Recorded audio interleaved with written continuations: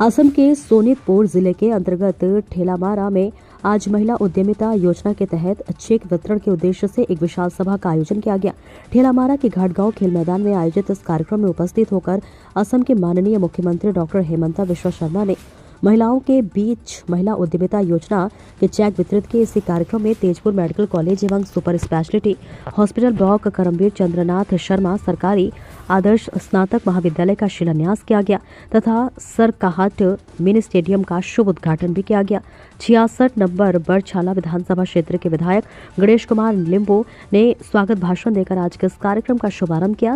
सभा में 66 नंबर बड़छाला विधानसभा क्षेत्र की कुल 30,657 महिलाओं को औपचारिक रूप से महिला उद्यमिता योजना के चेक प्रदान किए गए। प्रशांत वैश्य की देखिए खास रिपोर्ट। সমষ্টিৰ বাবে এটা অতি উল্লেখনীয় দিন। নতুন বছৰৰ আৰম্ভণিতে বিহগুৰিত কৰ্মবীৰ চন্দ্ৰনাথ শৰ্মা মহাবিদ্যালয়ৰ আধাৰশিলা স্থাপন হ'ল।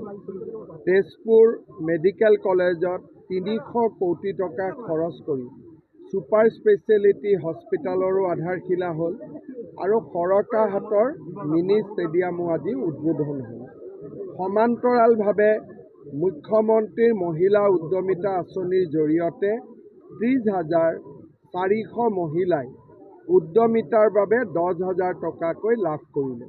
মই সকলোকে ধন্যবাদ আৰু অভিনন্দন জনাইছো। স্যাৰ কংগ্ৰেসে স্যাৰ 100টা সমষ্টিত ইতিমধ্যে প্ৰাৰ্থিত প্ৰত্যাশীসকলৰ কাৰণে আবেদন মুকলি কৰি দিছে আৰু 50,000 টকা স্যাৰ তেওঁলোকে মাচুল হিচাপে মুকলি কৰি দাবী কৰিছে, ধাৰ্য কৰিছে। স্যাৰ আচলতে আপুনি পূৰ্বতে কোৱাৰ দৰে আচলতে কংগ্ৰেছ দলৰ টিকেটৰ নামত দৰদাম আৰম্ভ হৈছে নেকি, কি ক'ব স্যাৰ?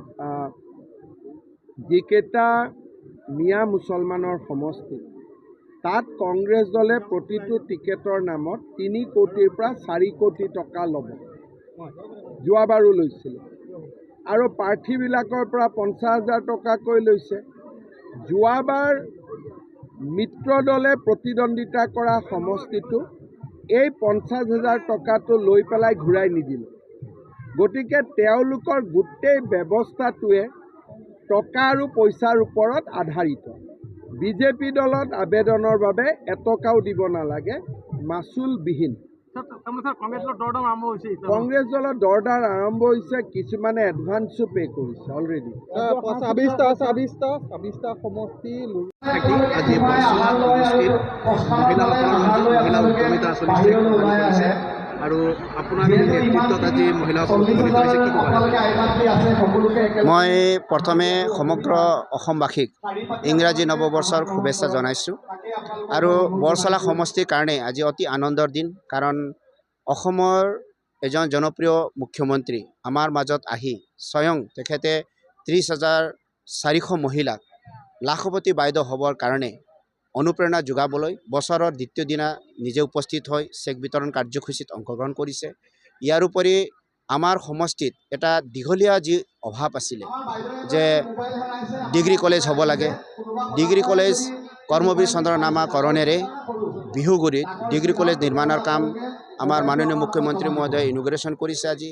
ইয়াৰ উপৰি আমাৰ যি সমষ্টিত অৱস্থিত তেজপুৰ মেডিকেল কলেজৰ এটা অভাৱ আছিলে যে আমি কিছুমান ইয়াত মানে ট্ৰিটমেণ্ট কৰিব নোৱাৰিছিলোঁ, বিশেষকৈ কাৰ্ডিঅ'লজি, নিউৰ'লজি আৰু এইটোৱে ডিপাৰ্টমেণ্টত বেছিকৈ মানে লগা হয়, কিয়নো কেতিয়া মানুহৰ মানে হাৰ্ট চাৰ্জাৰী কৰিব লগা হয়, কেতিয়াবা আমাৰ ব্ৰেইন অপাৰেশ্যন কৰিব লগা হয়, সেইকাৰণে এই ডিপাৰ্টমেণ্টবিলাক নাছিলে। কিন্তু আজি মাননীয় মুখ্যমন্ত্ৰীয়ে প্ৰায় 300 কোটি টকা এলটমেণ্ট কৰিছে আৰু super specialist hospital Tezpur medical কলেজখনক উন্নীত কৰা হৈছে।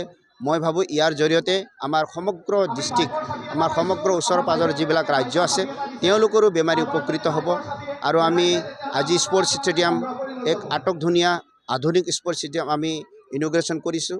এই সকলোবিলাক যদি আমি চাওঁ, বিশেষকৈ ব্ৰহ্মপুত্ৰ যি গৰাখহনীয়া আছিলে বৰছলা সমষ্টিৰ কাৰণে ডাঙৰ ভয়াৱহ এটা সমস্যা আছিলে, এই সমস্যা সমাধানৰ কাৰণে আমি নিৰন্তৰ এতিয়া কাম কৰি আছোঁ। ইতিমধ্যে ফাণ্ড এল'কেশ্যন হৈ গৈছে, ঠিকাদাৰে ফিল্ডত কাম কৰি আছে। তো মই ভাবোঁ বৰছলা সমষ্টিৰ কাৰণে ই এক বহুত উপলব্ধি আৰু বিশেষকৈ নতুন বছৰৰ কাৰণে।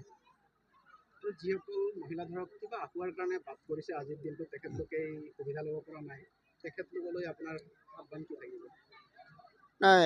কিছুমান কাৰিকৰী কাৰণতো বাদ পৰিছে বুলি মই গম পাইছোঁ।